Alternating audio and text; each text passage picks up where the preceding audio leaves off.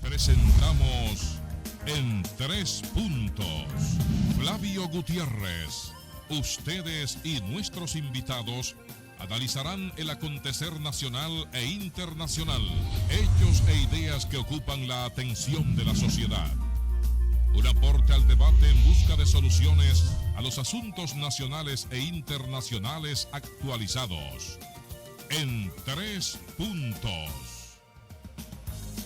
Muy bien, buenas noches a ustedes, amigos televidentes de su programa En 3 Puntos. Aquí estamos para compartir esta próxima hora con informaciones e invitados especiales que después del doctor Balcácer y Javier López dar las buenas noches, pues lo presentaremos. Buenas noches, caballeros. Buenas noches, Guillermo. Buenas noches, Nelson. Buenas noches, amigos televidentes. Hoy tenemos un programa con mucha historia que vamos a discutir para todos ustedes y un poco de política. Así que bienvenido a su programa En 3 Puntos. Gracias, Javier. Buenas noches a ti, buenas noches a Guillermo. Buenas noches al país, que noche tras noche y a esta hora tan especial de la noche, pues nos permite entrar a sus hogares llevándole informaciones de actualidad. Hoy, como muy bien dice Javier, tenemos un intelectual de calidad, de fuste, en historia, en asuntos militares y en política. Vamos a tener un plato fuerte. Guillermo. Bueno, ya ustedes han dicho algunas de las cualidades, pero como en general es parte de este programa, así lo consideramos. Bienvenido, General Soto Jiménez, nuevamente a su casa. Bueno, articular ideas. Así es. Articular ideas, fíjense, es la nueva forma o el snob de decir o de describir el difícil oficio de pensar. No solamente en este país, sino en muchos países. O sea que a mí me gusta realmente venir a este programa. Ustedes me han puesto como un parte de, y yo me siento un invitado habitual. Pero no solamente habitual, no, sino que me gusta estar en este programa, así lo declaro, y no solamente por la gentileza que ustedes tienen permanentemente, es como si nosotros estuviéramos intercambiando cumplido, pero a mí me gusta llegar al punto, el punto central, y es el asunto de, ustedes no solamente informan y comunican, sino que articulan ideas, y a mí me encanta eso, y ustedes también, y hacemos, vamos a llamarle, tenemos buena química. O sea que quiero resaltar eso de la complacencia que yo tengo al deferir esta invitación. Gracias. Y hago todo lo posible para que no haya cruce de otras actividades para venir aquí. Y colocar sobre esa satisfacción, entonces, esa complacencia, colocar... como siempre lo hago, un saludo muy dominicanista, muy pueblista y muy leonelista. Bien, muchas gracias, General, por siempre pues, aceptar nuestra invitación. Es un honor para nosotros y para el público también llevarle sus conocimientos. Y vamos a entrar en materia histórica inicialmente. Recientemente, el pasado día 30, se conmemoró la batalla del 30 de marzo, acá que pasó un poco desapercibida ese día por lo propio diríamos, de la Semana Santa. Pero es una fecha histórica, muy significativa, que ¿quién más que usted para que nos pueda abundar un poco sobre ella? Bueno, y además puedo colocar la categoría también de que, entre otras cosas, esa batalla es el orgullo de los santiagueros. Y yo soy santiaguero. Y esa condición de lo que ha sido Santiago en la forja de la historia nacional ha sido reconocida siempre. Naturalmente, en primer orden, los santiagueros, con orgullo. Hay alguien que dijo que Santiago era la capital heroica de la República Dominicana, por ese litigio que siempre han tenido los santiagueros con los capitaleños, ¿verdad? En la época del regionalismo, etc. Y entonces, hay que juntarlo. Yo siempre le he dicho a ustedes, en otras ocasiones, que mira, a nosotros, fruto de la educación formal, que hay diferencia, de la época de nosotros con lo actual. Yo creo que, aunque todo el mundo dice que todo tiempo pasado fue mejor, es una tendencia. Yo le digo que en cuanto al manejo de la historia, de la educación de la historia, ha cambiado la cosa muchísimo. Sí. Y eso es grave. Eso es grave desde el punto de vista de lo que es, primero, la cohesión nacional y el hecho mismo de sentirse más allá del gentilicio dominicano. Entonces, yo le diría que debemos hablar, y yo lo he dicho ya en otras ocasiones, vuelvo y te repito, que a nosotros se nos enseñó, entre otras cosas, que la independencia fue fruto de un trabucazo en la noche más alta de febrero, eso es poesía, ¿verdad? El 27 de febrero. Que eso fue, ahí fue la independencia, no. Como 3 puntos, hay que mencionar que en la cultura dominicana, en la historia dominicana, el 3, el número 3, no quiero entrar en numerología, es básico. Tenemos 3 carabelas nos descubrieron, tenemos 3 padres de la patria, tenemos 3 nombres. 3 nombres. Y entonces siempre hemos signado por el 3, en alusión a la trilogía, y la trilogía cristiana. Siempre ha sido así. Bueno, pero yo te quiero decir que más que ese glorioso trabucazo en la noche más alta de febrero, el dominicano tiene que saber que la independencia nacional fue fruto de 12 años de guerra. Y en esos 12 años de guerra, siempre invadidos, siempre agredidos, nosotros nunca agredimos a nadie, ¿verdad? Por los haitianos, que nos invadieron en muchas ocasiones. Es más, nos invadieron antes de la independencia, en el proceso de la independencia. Claro. Fue fruto, ahí quedó recalcado el heroísmo de las mujeres y los hombres dominicanos, que siempre agredidos, también hay que decir que siempre fuimos vencedores. Y eso es una cualidad que siempre debemos, pero no solamente en la guerra, señores, sino en la República Dominicana, cuando todo parece que está grave, muy difícil, de crisis en crisis, siempre aparece una mano que nos salva, los creyentes, ¿verdad? Y yo mismo digo que es fruto de la providencia, pero es fruto de esa fuerza que existe en cada uno de los dominicanos y que nosotros evadimos reconocerla, como dice el pueblo, para que no nos maten chiquitos, para que nos dejen llegar a buey. Pero esa es la fuerza que duele y que nos redime. Entonces, la batalla de Santiago. Yo prefiero hablar de las batallas de marzo. Por la misma estructura de la invasión haitiana. Ustedes saben que eran 2 columnas poderosas. Bueno, eran 3 columnas. 2 por el sur, una de ellas presidida por el presidente haitiano Charles Gerard, y una por el norte, con el general Pierrot a la cabeza, que también denota, ojo, de lo que está pasando hoy en Haití, que el norte y el sur no tienen que nada, siempre han vivido en disputa política. Incluso hubo un reinado en el norte. No, hubo un imperio. Claro. Y hubo una monarquía y después un imperio. Bueno, claro. Christopher. Sí, bueno. Christopher, que hay que recalcar, ¿verdad? Que fue un genocida del pueblo dominicano. Claro. Bueno, Buenaventura Báez y José Desirio Valverde en su momento también. Claro, pero yo lo que te digo a ti es que hay que recalcar que la columna del sur fue vencida en la batalla de Asua del 19 de marzo. Con otro episodio que no podemos obviar, que quebró esa ofensiva haitiana. Una fue la batalla del Memiso y otra la batalla de Tortuguera. Una el 13 de abril y la otra el 15 de abril. ¿Verdad? Bueno, y ahí los haitianos tuvieron que devolverse y retirarse por el sur. Pero por el norte ocurrió la batalla, por eso le dicen la batalla gemelas de marzo. Fue vencida la ofensiva haitiana en Santiago, en la ciudad corazón, a orillas del Yaque, sabiendo que ambas, las 3 columnas, el plan estratégico era converger en la ciudad de Santo Domingo, pero con la batalla de Santiago quedó conjurado no solamente la ofensiva por el norte, sino todo el esquema estratégico haitiano.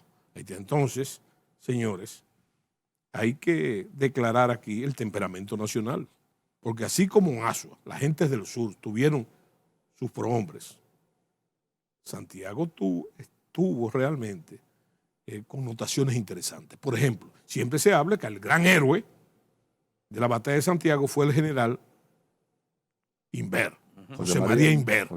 Ahora bien, que era francés, nacido creo que en Foudlon, Francia. Primero vivió en Cabo Haitiano y finalmente recaló. Ustedes saben dónde es Moca, donde era el Mairé de Moca.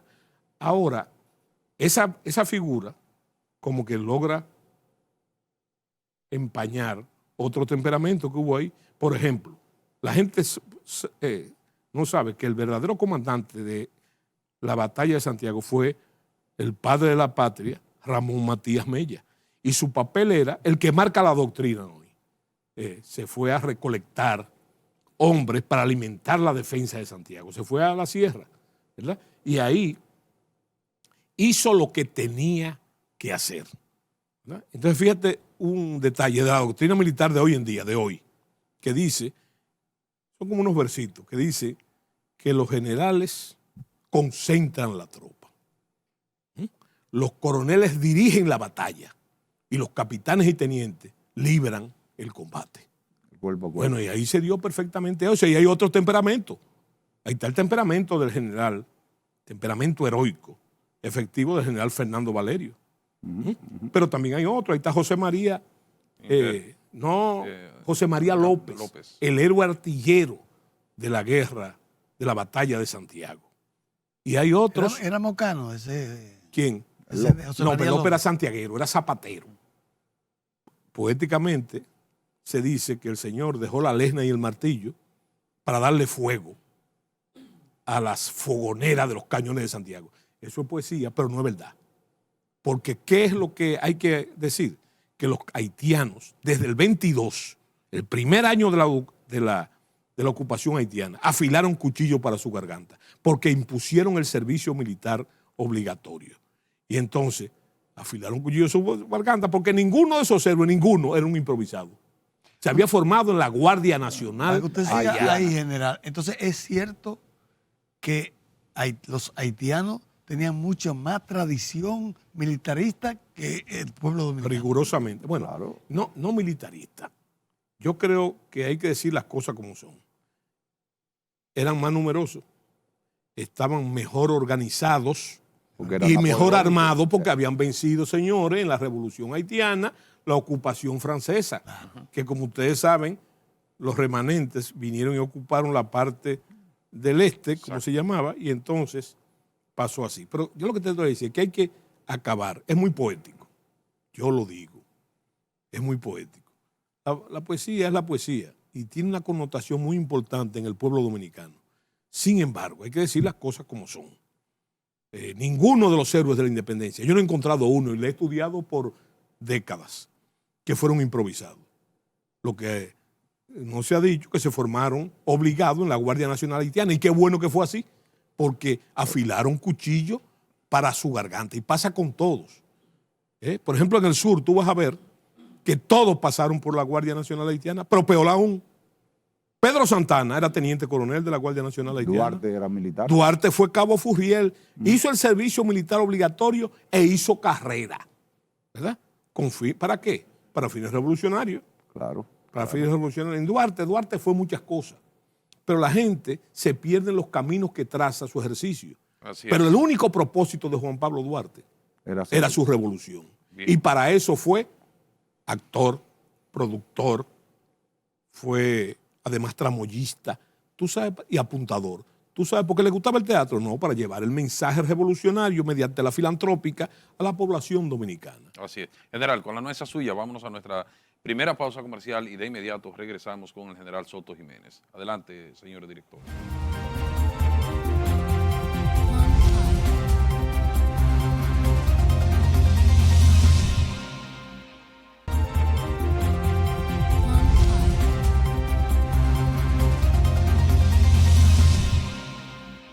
Continuamos con el general Soto Jiménez. General, en el primer segmento usted estuvo hablando, o estuvimos conversando sobre la batalla del 30 de marzo, entre otras también contemporáneas, la época. ¿Qué pasó después de esa batalla, general, del 30 de marzo, del triunfo de los ibaeños, pudiéramos decir, en el caso de los de Santiago? Qué bueno como lo preguntaste. Porque en esa batalla... Te voy a decir, tú sabes que nosotros siempre, hasta yo llegué a preguntármelo determinadamente, cuando tú estudias los partes de guerra que existen, tú dices, pero ven acá, ¿cómo es esta batalla que hay 200 muertos haitianos y 2 o 3 heridos y contusos dominicanos? Eso parece ser fruto de lo que nosotros llamamos los militares las operaciones psicológicas, ¿verdad? Pero no es así. Porque esa pregunta nodal que tú has hecho, debemos ilustrar a los televidentes para decirles que hubo más muertos en la retirada que en la batalla misma. ¿Por qué? Porque resulta que cuando conferenciaron en medio de la batalla, de la primera fase de la batalla, que la ganaron los dominicanos, ¿verdad?, a pesar de la superioridad numérica de los haitianos, entonces conferenciaron. Entonces una mente maestra le dijo al general Pierrot que el presidente Gerard había muerto En el sur. en Asua, en la batalla de Asua. Recuérdense que no había medios, estos medios, ninguno existía, ¿verdad? Y entonces el tipo lo que pensó ya era en retirarse rápidamente, como quiera lo iba a hacer, pero rápidamente y desorganizadamente para ir a ponerse la ñoña allá. Gran problema cuando él llegó allá, que se enteró de que el presidente Gerard no había muerto. ¿Qué pasó en el trayecto? No, pero espérate, en la retirada, entonces las guerrillas dominicanas se dedicaron en comerle la retirada y el número de muertos fue asombroso. Se puede decir que la retirada estuvo sembrada de cadáveres. ¿Cómo? Porque el que se rezagaba por el cansancio, el que se paraba en un arroyo a beber agua, el que se paraba a descansar o alimentar, eran víctimas del ataque de las guerrillas. Que esa fue una de las condiciones que puso el general Pierrot, que no le estigaran la retirada. Pero tú no has oído aquello que en la guerra y en el amor todo se vale. Claro. Y entonces lo que estaba en juego es lo que está en juego hoy, la soberanía nacional. Entonces no es cuestión que tú digas lo que tú digas, sino que después de esa batalla ellos explotaron el éxito, como se llama, de esa forma, ¿verdad? Ahora, general, usted mencionó ahorita anteriormente la batalla del Memiso. Sí. Esa batalla la dirigió Antonio Duvergé. Sí, sí. Pero déjame decirte, la dirigió Antonio Duvergé. El centinela de la frontera. El centinela de la frontera, alias Bois. Bois en francés es bosque, ¿verdad? Sí. Porque su primer oficio fue de talador de árboles. Que no lo sepa el Ministerio de Medio Ambiente, ¿verdad? Que muchos héroes nuestros eran taladores de bosque, porque esa es una de las formas de riqueza. Después que los ateros entraron en un declive económico que explica muy bien el profesor Bosch. Pero fíjate un detalle, ahí hay otros nombres. Claro. Ahí hay un nombre interesante de estudiar que está en el libro del doctor, que es Antonio Abad Alfao, que fue uno de los comandantes de la batalla del Memiso bajo el mando de Antonio Duvergé. Pero yo me imagino, conociendo la política dominicana, Antonio Abad Alfao, junto a su hermano Felipe Alfao, uno de los fundadores de la Trinitaria, resulta que Santana, eran en llave, muy amigos de Santana, y Santana yo estoy seguro que mandó a Antonio Abad Alfao, ¿verdad?, para vigilar a Antonio Duvergé. Digo, estamos hablando ya de intersticios y suposiciones de cómo somos nosotros los dominicanos. Y hay otro que hay que mencionar ahí, que es Cheri Victoria. Y los hermanos Puello. Los hermanos Puello, pero no en esa dimensión, porque el momento de gloria de los hermanos Puello va a venir precisamente después del golpe de Estado del 9 de junio de 1844. ¿Verdad? Va a descollar, sobre todo José Joaquín. José Joaquín fue que relevó, Duvergé fue que relevó a Pedro Santana del comando del Ejército Expedicionario Sur después del contragolpe de Estado. Y entonces mostró José Joaquín que era el soldado por excelencia en el comando de tropas, ¿verdad?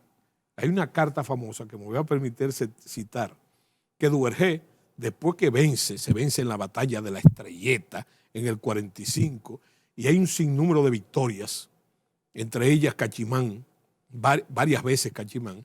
Entonces a Duvergé le da seguidilla, porque era impetuoso.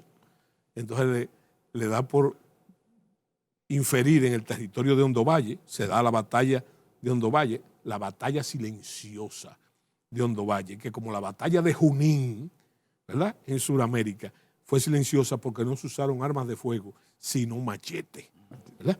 Entonces, en ese momento, entonces, ¿qué hace Duvergé? Infiere en Hincha, que era territorio dominicano, donde nació Pedro Santana. Bueno, y en otras poblaciones, San Miguel de la Atalaya, San Rafael. Y entonces, Duvergé, cuando reporta esos avances tienen una correspondencia inmediata de Santana, que dice, párate, porque nosotros hemos tenido éxito en la defensa, pero en este momento no nos podemos exponer a una derrota, por pequeña que sea. ¿Me entiendes? Entonces, fíjate que no era como quieren pintar, que eran descalzos y hombres toscos. Fíjate, ahí hay dos posturas, una ofensiva y otra defensiva. Y entonces le responde a URG, usted tiene razón, mi general. General, usted habló de hincha, habló de San Miguel de la Atalaya, de Hondo Valle. Bueno, vamos a separar a Hondo Valle, pero habló de otras demarcaciones. ¿Por qué pierde la República Dominicana esos territorios? Bueno, eso ya tenemos que adelantarnos más. ¿Sí? Porque se mantuvo, después de esa reconquista, se mantuvo bajo territorio dominicano, ganado a base de machete y del fuego de las armas dominicanas y del valor de la... ¿Pero qué pasó? Resulta que es una cosa que la gente no se conoce. Llegó y que hay que poner mucha atención a eso. Desde los primeros tratados de delimitación, la República Dominicana en todo lo que ha hecho perder territorio. Hemos perdido más de mi época aquí, hemos perdido más mucho. de 8.000 Espérate, kilómetros. Inclusive, la gente no sabe, que es lo que yo quiero que se conozca, que se puso bajo el arbitrio papal un reclamo que hizo Haití de esas poblaciones bajo la óptica de que no había población dominicana ahí, que lo que había población haitiana, ¿verdad? Y que los dominicanos habían abandonado esas poblaciones. Y bajo eso hay que ponerle mucha atención. Bajo esa óptica, el arbitrio papal falló en favor de los haitianos. Y esas poblaciones pasaron ahí. Después, la importancia del Tratado del 29, porque hubo otras agresiones, no como aquella, pero hay que recordar los incidentes de Dajabón, en el río Masacre, cuando el gobierno de Horacio Vázquez, cuando el primer gobierno de Horacio Vázquez, que Horacio entonces mandó al vicepresidente a darle forma, porque tú sabes lo que pasó, y hay que conocer a los dominicanos. Ojo, hay que conocer a los dominicanos. ¿Tú sabes lo que pasó? Que hubo un desacuerdo parecido al del canal y comenzaron a llover de todas partes del territorio nacional dominicano armado. Pero, Andrea, disculpe, cuando usted dice del decreto papal. Sí, no del decreto, sino del arbitrio papal. Del arbitrio papal. Entonces, me viene la idea. Desde esa época, los haitianos han manejado prácticamente lo que es las relaciones diplomáticas internacionales mejor que nosotros mismos. Y no solamente eso, que aprovecharon puntos nodales, momentos nodales, ¿verdad? Estamos hablando de la dictadura del final de la dictadura de Ulises Heró, se produce en ese marco, y entonces eso que tú dices, que se ha dicho mucho, ¿verdad? Inclusive ahora, el mal manejo de las relaciones internacionales provocaron cosas como esa, ¿verdad? ¿Y qué pasó después? Que no solamente fue eso. Eso fue en el gobierno de Horacio Vázquez. Pero en el gobierno de Moncáceres, fíjate que son los mismos, tienen que ser los mismos, porque la geografía no cambia. Y las avenidas de aproximación, como decimos los militares, tampoco. Ocurrió el incidente del río Pedernales. ¿Qué hizo Moncáceres? Mandó el ejército para allá y se solucionó el problema. Bueno, pero fíjate por qué no se produjeron después otras desavenencias. ¿Por qué? Te voy a explicar por qué. Porque recuérdate que en el 14 los Estados Unidos intervinieron en Haití y dejaron un regimiento de infantería ahí, de marina. Y resulta que en el 16, ojo, vinieron para acá. Se metieron aquí y pusieron otro regimiento. Por eso que yo digo que hay que estudiar muy bien cómo los eventos en Haití tienen repercusiones geoestratégicas. Aquí. Porque por una sencilla razón, señores, es que si usted coge un mapa ahora mismo del Caribe, usted va a ver que la isla de Santo Domingo es el centro geográfico del Caribe insular y por lo tanto el centro de la famosa frontera estratégica, ¿verdad? Y entonces, el paso del norte al sur también, en términos marítimos. Y otra cosa, el mar Caribe no es más que un pedazo semicerrado del Atlántico. Entonces, para usted llegar a todo lo que se llama la cuenca del Caribe, que incluye territorios de Estados Unidos, de Centroamérica y de Suramérica, usted tiene que entrar, cuando la navegación era así, esa era la realidad, la navegación. Usted tiene que cruzar por los canales de islas, de esa frontera estratégica. ¿Y cuáles son los dos más importantes de esos canales? Señores, el canal de la Mona y el canal del Viento de Jamaica. ¿Importante para qué? Porque son los únicos que tienen salidas expeditas al Atlántico. Así es. Salen de la cuenca del Mar Caribe y se meten en el Gran Charco para llegar a Europa. Correcto, general. A nuestra siguiente pausa comercial y de inmediato continuamos, regresamos con nuestra entrevista especial con el general Soto Jiménez. Adelante, señor director.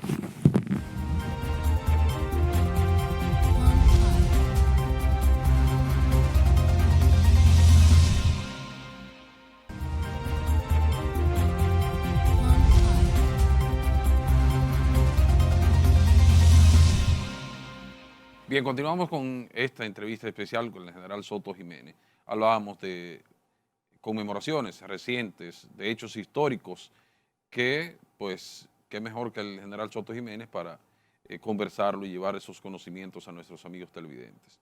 Pero nos gustaría, general, irnos al plano internacional para aprovecharlo, sí, aprovechar su participación acá. El conflicto, y vamos a empezar por el conflicto que hay Israel-Franja de Gaza. Su opinión al respecto. Bueno, jamás. Fíjate, hay que tomar en cuenta, invariablemente, hay que tomar en cuenta lo que pasó, los antecedentes. Octubre. Entonces hubo un evento muy parecido a esto en cuanto al manejo de la sorpresa. La sorpresa es un principio de la guerra, de los 9 principios está la sorpresa. No puede haber sorpresa si el otro principio de la guerra, que se llama la seguridad, funciona. ¿Cuál es el evento? Y hay que entrarle por ahí, ¿verdad? Porque uno tiene la idea del prestigio militar del pueblo de Israel, ¿verdad? Que también podemos decir, siempre vencedor, jamás vencido. Los antecedentes fue en plena Guerra Fría, ¿verdad? Fue la Guerra de los 6 días. Pero el evento que más se parece a este, yo creo que hay más de una década de diferencia, fue la Guerra del Yom Kippur, que hablando en términos dominicanos, parece que tomó a los hebreos, a los judíos, con los pantalones abajo. Y déjeme decirle, el que conoce la guerra de Yom Kippur, sorprendidos de nuevo los judíos, que en la guerra de los 6 días no pasó, resulta que el ritmo de las operaciones iban en favor invariablemente de los árabes. Y había alianzas coyunturales muy importantes, porque recuerden que no solamente era Egipto ahora, también estaba Siria metido, estaba el Líbano metido. Recuerden la piedra pesada de esa guerra, que fue las alturas del Golán, donde se combatió de manera, óyeme, pero finalmente el tiempo de recuperación de la sorpresa fue relativamente rápido. Y como todos saben, la guerra la ganó una vez más Israel, ¿verdad? Entonces, fíjate, ahora se repitió el evento, porque fue una sorpresa. Señores, Israel tiene uno de los mejores servicios de inteligencia del mundo, que es el Mossad, ¿verdad? Tiene un ejército ciudadano poderoso, ¿verdad? Probado en la guerra, no es de literatura, ni de que yo digo, ni que tú crees, ¿verdad? Pero ahora, señores, lo tomaron muy desprevenido, aprovechando también la guerra religiosa, porque en la guerra de Yom Kippur, el día del Yom Kippur es el día más sagrado de los judíos, pero ahora también es una fecha religiosa. Lo que se está descubriendo ahora en los intersticios, cosa que yo no creo, porque ningún gobernante, por malévolo que sea, es capaz de jugar con la integridad del pueblo, de que para causar un efecto. Esa es la teoría de las conspiraciones que estamos llenos. Yo prefiero decir que no hay nada que perjudique más la alerta que los periodos prolongados de defensa. Porque el mundo, señores, esa situación en el Medio Oriente había cambiado. Óyeme, Egipto había firmado un tratado de paz, ¿verdad? Y funcional. Se acabó ese problema. Pero también había pasado lo mismo con otros países de la región árabe. Señores, pero a raíz de la guerra, esta guerra con Hamas, señores, tomen en cuenta que Israel estaba en negociaciones para sostener relaciones diplomáticas con Arabia Saudita, pero también Israel había hecho relaciones con los Emiratos Árabes. Fíjate hasta qué grado había calado, ¿verdad? Ahora, ¿qué pasa? Que eso, indudablemente, y el éxito también, como lo dice Stefan Zweig, hace que tú bajes la guardia. Entonces yo no veo absurdo, ¿verdad?, que eso haya pasado en el marco que yo le estoy diciendo de referencia. Ahora, la respuesta de Israel, todo el mundo sabía cuál era la respuesta. Lo que pasa es que por la situación, recuerden que Hamás no es el único problema que tiene en esa área todavía latente. Están los territorios de Cisjordania, ¿verdad? Están los antecedentes de la guerra del Líbano, ¿verdad? Entonces, yo lo que creo es que ahora, al revés, todo el mundo está clamando. Recuérdense la homilía papal, de que, señores, dejen eso, vamos ahora a implementar los esfuerzos diplomáticos. Que la guerra ocurre siempre cuando fracasan los esfuerzos diplomáticos, con el único objetivo de implementarlos para que la guerra termine. Ahora, primero hay que tomar muy en cuenta el genocidio que hicieron los terroristas de Hamás. Y después ahora tomar el curso de los acontecimientos que, a la luz de la opinión internacional y de las informaciones internacionales, han caído en una situación aberrante de toma y daca, pero más de toma que daca con relación a la violación de los derechos humanos, etc. Ahora, por ahí es que voy. En términos militares, la respuesta militar generalmente va a proporcionar al daño ocasionado. Sí. Generalmente. Sí. En este caso, el daño ocasionado fueron, si lo vamos a calcular en vidas, fueron 1.800 a 2.000 vidas. Pero la respuesta ya va por 40.000 vidas de niños, mujeres y ancianos, no de combatientes. Entonces, se está yendo de la mano. Tú estás diciendo una de las grandes utopías. Bueno. Espérate, no, te voy a explicar por qué. Sobre el derecho humanitario de guerra, que es la proporcionalidad. Eso que tú llamas la proporcionalidad, óyeme, siempre ha sido tremendo problema. Déjame decirte que yo soy graduado en San Remo, Italia, en Derecho Humanitario de Guerra. Y por eso, cuando fui secretario, fundé aquí el Instituto de los Derechos Humanos y fuimos pioneros en América Latina de eso, en el gobierno del señor presidente Hipólito Mejía. Fíjate, el gran problema es que una vez se desencadena la violencia armada, eso de la proporcionalidad, porque ¿cuál es el reino, diferencia de la política, cuál es el reino de la guerra? ¿Quién gana? El que puede aplicar la violencia con más fuerza y de forma más inteligente. ¿Me entiendes? Te voy a dar un caso que se está dando en la guerra ahora. Mira, en el derecho humanitario de guerra, el gran pecado es atacar un hospital.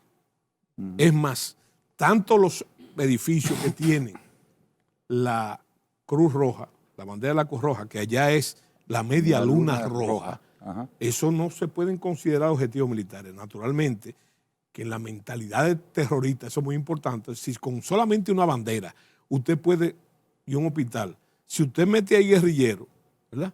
Imagínate, y esos guerrilleros son beligerantes o guerreros, imagínate cuál es el gran General, problema. su perspectiva, el desenlace de este caso, y de igual forma también de manera sintetizada nos gustaría también, porque ya lo hemos tocado en otro programa, qué va a pasar en el caso de Rusia-Ucrania. Sí, mira, lo primero que te voy a decir es, fíjate que Israel, que en tanto en la guerra de Yom Kippur como ahora, usó los mecanismos de apoyo de los Estados Unidos, el apoyo no solamente en armas, sino moral también.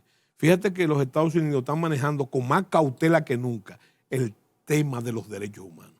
¿Qué va a pasar?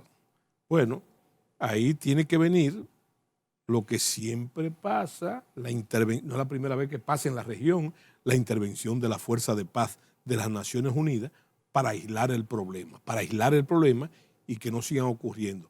Desde el punto de vista de la lógica de la guerra, ¿verdad? Hay que ver que Israel ha manejado siempre ese caso de la retaliación por eso, porque es muy fácil manejar cifras, 1.500 con 30.000, todo lo que tú quieras, pero el problema es lo que eso representa en términos de Israel, porque el problema de Israel no es un tema típico de guerra.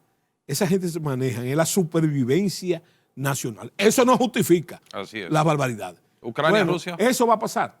¿Qué va a pasar? Yo pienso que vamos a llegar a esos caminos, la diplomacia de hecho, ya el ejército potencias. se retiró de la Pero claro. Y ahora no hay. Sí. Ahora bien, en el caso, yo creo que hay que ahondar poco, porque yo hablé aquí lo que yo pensaba. Lo primero es que desde el principio, el primer evento donde yo hablé de eso fue en Santiago, un evento que organizó el señor Rafaelito Núñez a los días de comenzar el conflicto y me invitó a mí, a Iván Gatón y a otros individuos que tienen conocimiento de geopolítica porque hablamos de eso. Pero yo puedo darme el lujo, yo no privo en oráculo, ni tengo que ver nada con eso. Es en base a mi análisis y mi experiencia en el conocimiento de la doctrina militar.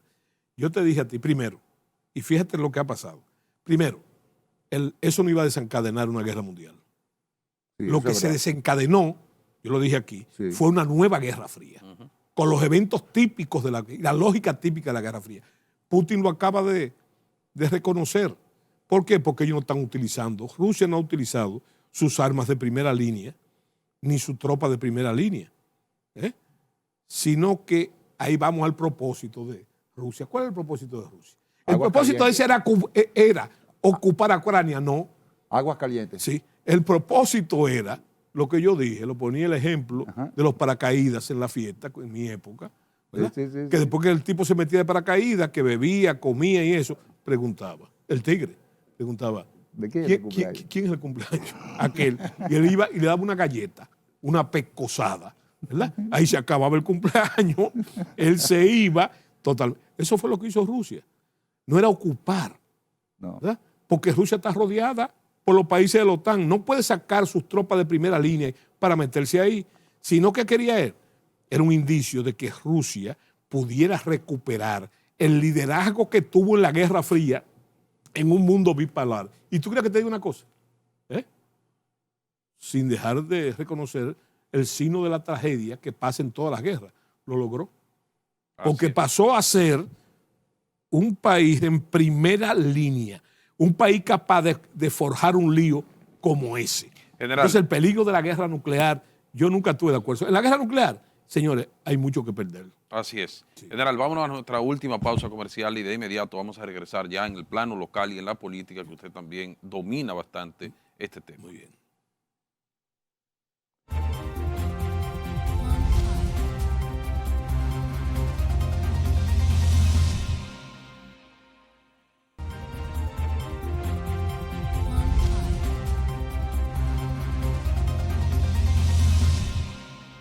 Bien, continuamos ya en esta parte final con nuestro entrevistado especial, el general Soto Jiménez, y nos centramos ya al plano local. Balcácer, usted tenía una pregunta ya para irnos a lo nuestro. Sí, vamos a entrar al plano político, pero no menos de historia.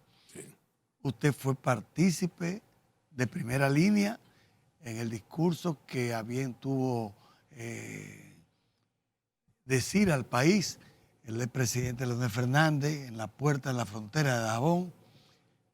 ¿Qué opinión le merece ese momento que se vivió ahí? Estaba al lado del presidente, lo vi.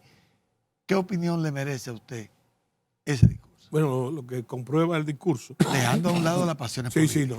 Sí, lo que significa, yo también lo había dicho y lo dije aquí, hay gente que ponía en duda el sentido dominicanista y nacionalista y defensa de los intereses nacionales del presidente Leonel Fernández. Señores, si ustedes estudian esa pieza, que para mí fue magistral, es más, ustedes conocen mis opiniones, ¿verdad?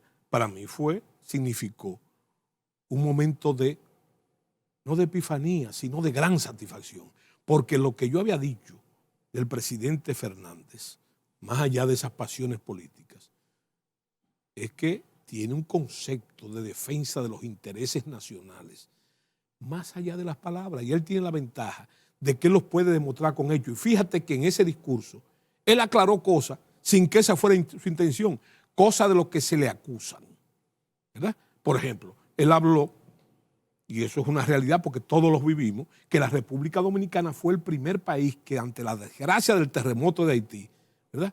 Llegamos. Mandó allá ayuda, pero estamos hablando de un esfuerzo nacional increíble, antes que los Estados Unidos y con cualquier otro país. Eso se llama solidaridad humanística, ¿verdad? Bueno, en ese sentido, se le pone al lado también, que regaló una universidad, ¿verdad? Y él explicó cuál es la razón. Ahora yo te voy a decir, porque yo le di seguimiento en aquel momento. Me indigné mucho cuando los haitianos le cambiaron el nombre del que regaló la universidad, que es la intención del profesor Bosch, que era un internacionalista. Y entonces, la gente lo que no ve, y que él no tocó eso, porque el presidente Fernández tiene una calidad humana que hay que reconocer. Como comunicador, por ejemplo, no dice ni de más ni de menos, dice lo prudente, lo conveniente. Y fíjate una cosa, tú sabes cómo lo vi yo aquella ocasión, eso, que era una gente que la gente no toma en cuenta eso. En ese momento, las universidades del norte y la de aquí también se habían llenado de estudiantes haitianos. Lo que hizo el presidente, más allá de la solidaridad y todo eso que se habla, del término, yo te estoy hablando el militar, el geoestratega y el geopolítico. Fue lo que se conoce como la política de frontera senoviente, que es la misma que usó Balaguer cuando hizo los mercados populares, los mercados binacionales. ¿Cuál era la doctrina de Balaguer? Doctrina que yo oí, porque yo era supervisor en la frontera, ¿verdad? ¿Tú sabes lo que decía Balaguer? Que es preferible que se coman la comida allá que se la coman aquí. En el caso de Leonel Fernández con la universidad, es lo mismo. Para que estén atestando las universidades agrícolas y demás de Santiago y todo, bueno, que estudien ahí. Y está funcionando actualmente. Y sí, está funcionando. Sí. O sea, que al contrario. Ahora, eso es una pieza que hay que estudiarla, porque no solamente resalta, vuelvo y repito, el espíritu dominicanista, pero de forma racional del presidente Fernández. Ahora yo quiero hacerte una pregunta. Quiero hacer una pregunta a ustedes. ¿Ustedes sabían que el presidente Leonel Fernández fue agredido en Haití? Claro. El Palacio Nacional. Entonces, ¿tú crees que una persona que sea como otros, pro-haitiano, que interesado, ¿tú crees, por qué lo van a querer matar? ¿Por qué? ¿Por qué es amigo del pueblo haitiano? ¿Por qué proclive al pueblo haitiano? ¿De dónde? ¿Por qué la agresión? ¿Por qué la agresión? Hay que saberla, porque no representa los intereses haitianos. No representa los intereses haitianos. De esa claque. Para mí, ahora yo quiero decirle algo a usted ya, si tú quieres finalizar el tema. Yo no solamente acompañé al presidente Fernández, que como ustedes comprenderán, porque lo he dicho aquí en este programa, yo lo único que estoy orgulloso es de ser dominicano. Ningún otro, solamente de ser dominicano. Para mí ese discurso fue emocionante. Me llenó de una profunda satisfacción, ¿verdad? Porque no solamente son, como decía Miranda, palabras y más palabras. Hay que ver el temperamento que él le puso y la carga emocional que eso significó. Y ahí tumbó los viejos argumentos de los enemigos de la República Dominicana, el esclavismo, el racismo, ¿verdad? Solamente mientras él estaba hablando, yo solamente veía alrededor de los que estaban presentes ahí, que son un calidoscopio etnográfico, comenzado por él mismo, ¿verdad? Él es blanco, rubio, ojo verde, el presidente Fernández. No, y él lo dijo, en este país no puede haber racismo. Por otra cosa, que a mí me llenó de satisfacción, vuelvo y repito, ¿qué le ha dicho? ¿Con qué derecho, con qué calidad se abrogan esos organismos internacionales? El derecho de la República Dominicana, de la soberanía de la República. Así es. ¿Cuál es el derecho? ¿Por qué se lo abrogan eso? General, su perspectiva de cara a las próximas elecciones del 19 de mayo. Ya a ley prácticamente. Esa pregunta yo creo que sobra, pero yo te la voy a responder gustoso. Yo creo en la victoria, sin lugar a dudas, ahora más que nunca, de la fuerza del pueblo y del presidente Leonel Fernández. ¿Tú sabes por qué? solamente un ejercicio. Yo no soy muy bueno en matemáticas. Yo creo que ustedes son mejores que yo en matemáticas, pero yo les voy a decir una cosa. ¿A usted nos ha preguntado por qué el PRM, con la sumatoria de sus aliados, sacó menos votos en estas elecciones que con lo que ganó, que con los que sacó en las elecciones del 20? ¿Verdad? Estamos hablando de una diferencia de un 22% a un 26%. A ustedes se les ha pasado de vista, y no vamos a entrar en esas calamidades de acusaciones y contraacusaciones, lo que el dominicano llama el pataleo. A ustedes se les olvidó que la abstención electoral de ahora fue superior, muy superior a la abstención electoral de cuando la crisis del COVID. Eso hay que tomarlo en cuenta. Tú sabes, simplemente como ejercicio, solamente tomar para que lo sopesen. Pues ahorita digo, yo creo en la victoria. Es más, yo creo en la victoria total. En la victoria total. ¿Tú sabes por qué? Señores, ¿usted sabe cuántos votos necesita el PRM, el presidente Abinader, para ganar en primera vuelta? Ahí se debe ese gran interés que tiene en seguir tratando de reconquistar. Esa es la huella. Opositores. Porque si ellos tienen un 70%, un 60%, ¿por qué ese esfuerzo apabullante del uso del recurso de Estado, del uso del dinero, ¿verdad? ¿Por qué? ¿Por qué? ¿Tú sabes por qué? Porque ellos necesitan 1,5 millones de votos para ganar en primera vuelta. Y yo te pregunto, si tú ves los que sacaron ahora, ¿de dónde lo van a sacar? ¿De dónde lo van a sacar? Ahora, fíjate una cosa, ustedes recuerdan, un recordatorio solamente, de una época de mi vida. Ustedes recuerdan la venta de los productos Amway, sí, que se convirtió en una fiebre. Óyeme, así están comprando esa gente. Y tú te dices, pero ¿cuál es la capacidad de compra? También, porque todo tiene un límite, ¿verdad? Y eso es un tema que a mí no me gusta tocar, ¿verdad? Porque yo vuelvo y te digo, no es el pataleo. Yo lo que te digo es que eso es lo que está pasando. Pero lo digo yo. Lo dice la fuerza, lo vemos. En el día de hoy se fue un importante dirigente de la Fuerza del Pueblo del municipio de Santo Domingo Norte, Sí. Carlos Guzmán, Sí, sí. Alcalde actual. ¿Cuál es la opinión suya? No, vuelvo a los, tú tienes que ver los antecedentes. Por ejemplo, yo pensaba, es una apreciación, porque eso hay que mencionarlo también. Óyeme, ¿tú sabes cuántas encuestas se han hecho en el año pasado? Fueron 30 encuestas, donde había contradicciones enormes que hemos discutido aquí. Un 70% está inconforme con la seguridad ciudadana, un 64% está inconforme con el alto costo de la canasta familiar. Sin embargo, el presidente tiene un 60%. Eso no lo entiendo. Bueno. Pero está bien. La creación de la percepción. ¿Para qué? Para poder hacer lo que hicieron en estas elecciones. ¿Quieres que te diga una cosa? ¿Cuántos minutos nos quedan? Ya. Ya. No, pero quiero decirte una cosa. Ajá. Simplemente. ¿Ustedes son creyentes todos? Sí, claro. Claro, yo también. Convertir el agua en vino fue el primer milagro de Jesucristo. Lo que inicia su cosa. Convertir, señores, el vino en agua es otro milagro del Altísimo, pero menos agradable. Ahora, ganar unas elecciones municipales como la ganaron no es un milagro, es propio de un artificio. ¿Y tú sabes cómo se llama el artificio? El uso y el abuso de los recursos del Estado. Amén. Terminamos la entrevista porque el tiempo es el que manda, general. Siempre nos queda el deseo de continuar con usted. Y yo pero también. Siempre el espacio está abierto para contar con sus, compartir esos conocimientos que muy bien usted decía en principio. Si me tocan, bailo. Si me invitan, vengo. Agradecido infinitamente. A ustedes de Gracias igual a ustedes. forma. Las gracias. Hasta mañana, si Dios lo permite. Buenas noches. Hasta mañana.